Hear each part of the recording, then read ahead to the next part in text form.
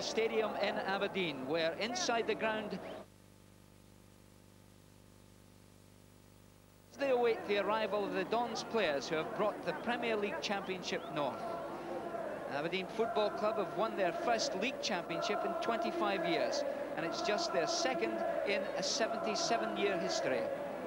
Now what you can see here are lots of happy, joyful people waiting for their heroes to come out onto the pitch, and they'll be doing that in around 10 minutes, because the bus, the open-top bus carrying the players through the city, is virtually a minute or so away from the ground. It's just turned into the street leading down to the ground, and I'm told that within 2 or 3 minutes we're arriving at the main entrance.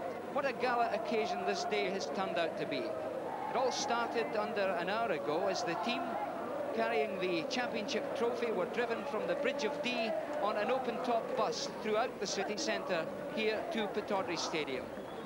And as you can see, thousands of people are inside the ground, and thousands more turned out to cheer them on their way.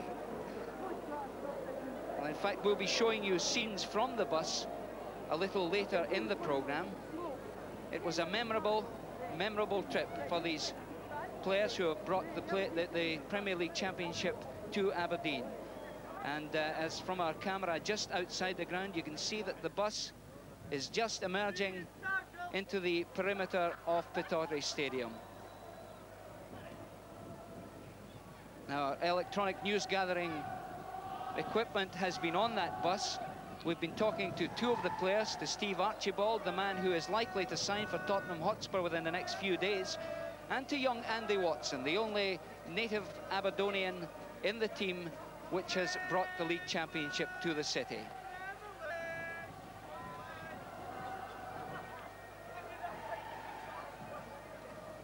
The players obviously in a joyful mood, very happy at this particular occasion. You remember that in 1976, when the team won the League Cup under manager Ali MacLeod, we had a similar day here at Pittodrie. And in 1970, hundreds of thousands of people thronged throughout the streets of Aberdeen just for this sort of occasion when the team won the Scottish Cup. That was in 1970.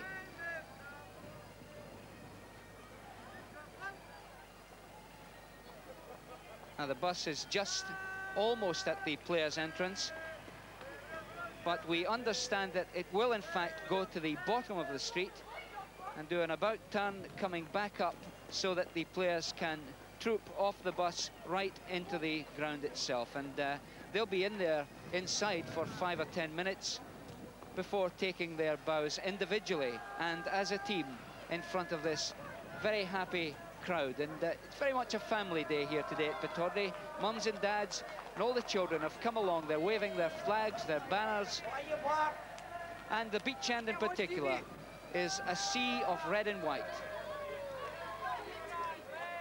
There it is, that's the beach end at Pittodrie. It's the famous end. It's almost like the Kop at Anfield Stadium in Liverpool, where all the hardened supporters, all the diehards go every week, week in, week out. And there they are with the banners and flags, and there's the players. How happy they look. They're carrying the Premier League Championship trophy and all wearing their own tracksuits. Very happy occasion going down to the foot of the road just at the Links golf course.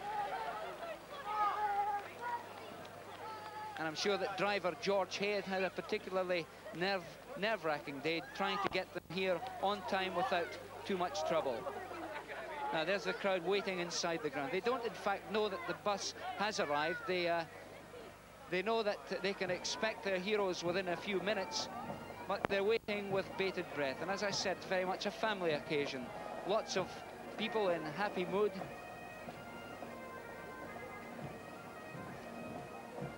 And the group of people there in the centre of the pitch keeping them happy for the time being is the City of Aberdeen Police Pipe Band. They've done a marvellous job this afternoon, the last half hour or so. And earlier on we had a karate display, so that the people inside the ground have been queuing up here literally from about 9:15 this morning. Well, they've been kept quite happy as they wait for the players.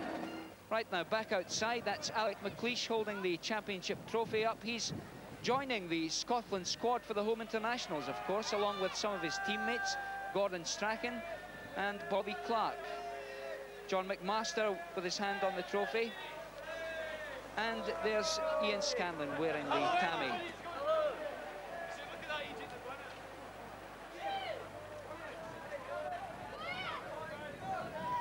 Now then, we've just arrived at the main entrance, and I should think that the players will be very lucky to get themselves through that thick crowd waiting outside. The Dons league champions 1979-1980. It says it all on the back of the bus. Drew Jarvie comes downstairs first, and Joe Harper's there. And there they are as they make their way inside. Players trooping off, and they'll be going in for 5 or 10 minutes, a little refreshment, before preparing to take the field. And what a day this has turned out to be. We've really been lucky with the weather. Marvellously sunny day here in Aberdeen.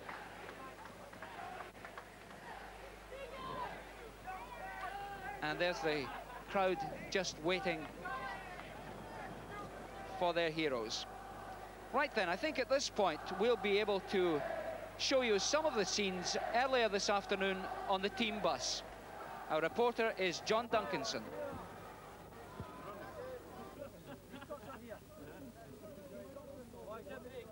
Well, this is the day that Aberdeen's been waiting for, and most of Aberdeen seems to be out here.